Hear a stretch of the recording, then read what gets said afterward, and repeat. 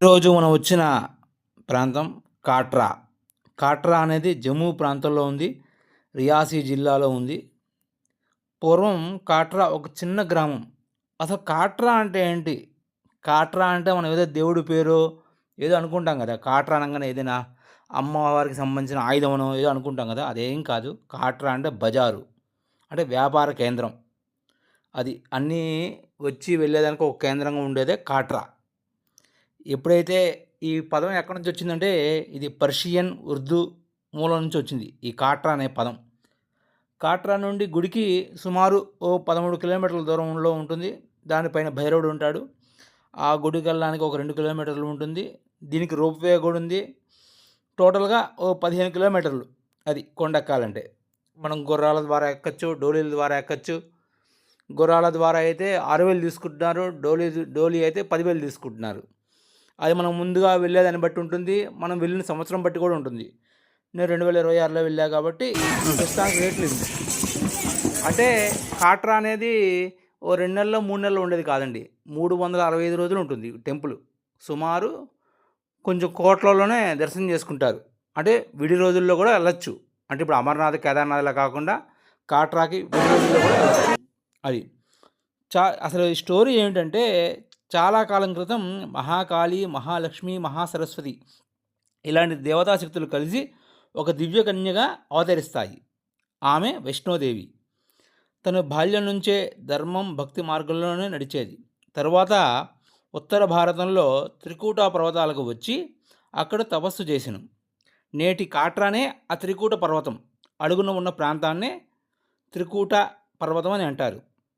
ఇక్కడ భైరవుడు అనే తాంత్రికుడు వైష్ణవదేవుని చూసి వెంబడిస్తాడు. తరువాత తన తప్పు తెలుసుకుని క్షమాపణ కోరుతాడు. అప్పుడు అమ్మవారు తనకు ఒక వరం ఇస్తారు. ఏమిటయ్యా అంటే, నిన్ను కూడా దర్శించినప్పుడే వారి యాత్ర సంపూర్ణం అవుతుందని అమ్మవారు చెప్తారు. అలాగే ఇక్కడ వాళ్ళు కూడా విశ్వసిస్తుంటారు. మనం కూడా తప్పకుండా వైష్ణవదేవిని దర్శించుకొని తర్వాత ఆ భైరవుడిని కూడా మనం దర్శనం చేసుకోవడం చాలా బాగుంటుంది. ఇంకా ప్రధాన గుహలో విగ్రహం మాత్రం ఉండదండి అక్కడ. అక్కడ సహజంగా 3 పవిత్ర శిలారూపాలు అంటే పిండీలు ఒక రాళ్ళలా ఉంటాయి కదండీ! ఇప్పుడు మనం ధ్వజస్తంభం ముందు పెడతాం కదా! బలిపీఠంలాగా అలా ఉంటాయి. ఒక 3 ఉంటాయి. అవే వాటిని మనం దర్శనం చేసుకుంటాము. ఇంకా అదే మనకు కనబడేది. ఏమిటంటే ఇక్కడ 2 ద్వారాలు ఉంటాయండి. ఇగోండి ఇదొక ద్వారం. అంటే జనాలు లేనప్పుడు, ఎవ్వరు లేనప్పుడు మాత్రం ఈ ద్వారం గుండా పంపిస్తారు. జనాలు ఉంటే మాత్రం మనం రెగ్యులర్‌గా వెళ్ళేది. మనం ఇప్పుడు వెళ్ళాం కదండీ! ఆ ద్వారం గుండానే ఎక్కువ శాతం మాత్రం ఆ ద్వారం గుండానే వెళ్తారు. ఇంకా చాలా తక్కువ మంది ఈ ద్వారం నుంచి ఇట్లా దర్శనం చేసుకోవచ్చు. ఇక్కడ మాత్రం వ్యూ పాయింట్ అద్భుతంగా ఉంటుంది. అది సూపర్‌గా ఉంటుంది. ఈ వ్యూ పాయింట్‌లోంచి ఎవ్వరైనా సరే ఫోటోలు తీయకుండా రారు.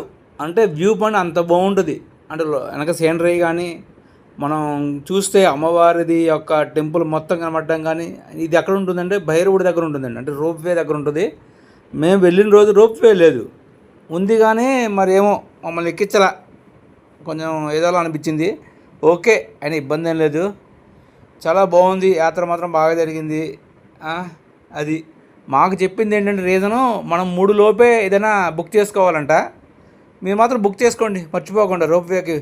అది కూడా అమ్మవారి దాకా అక్కడ ఉంది చూడండి. అక్కడ నుంచి ఇక్కడ దాకా 2 కిలోమీటర్లు ఉంటుంది. ఇదిగోండి చాలా బాగుంటుంది. ఎవరైనా సరే సూపర్గా ఉంటుంది. ఈ ఈ ఈ వ్యూ బాగుంటుంది. అసలు ముందు సూపర్గా ఉంటుంది వ్యూ. అసలు ఆ కొండలు, ఆ మంచు భలే ఉందండి. అసలు నైట్ అయితే చూడండి, నైట్ అయితే చూసారు ఎట్లా ఉంటుందో.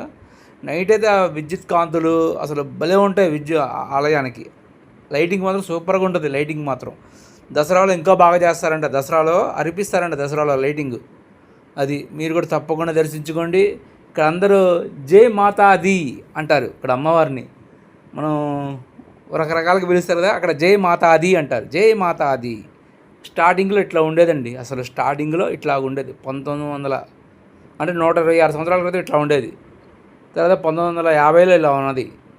తర్వాత 1980లో ఇలా ఉన్నది. తర్వాత 1995లో ఇలా ఉంది. తర్వాత 2005లో ఇలా ఉంది. తర్వాత 2026లో 20లో ఇలా ఉంది. 26లో కూడా సేమ్ అలాగే ఉంటుంది. ప్రతి ఒక్కరు వెళ్ళచ్చు. కాట్రా గుర్రాల మీద వెళ్ళాలి. నడవడం చాలా కష్టము. నడిచే వాళ్ళన్నా పర్వాలేదు, ఇబ్బంది లేదు.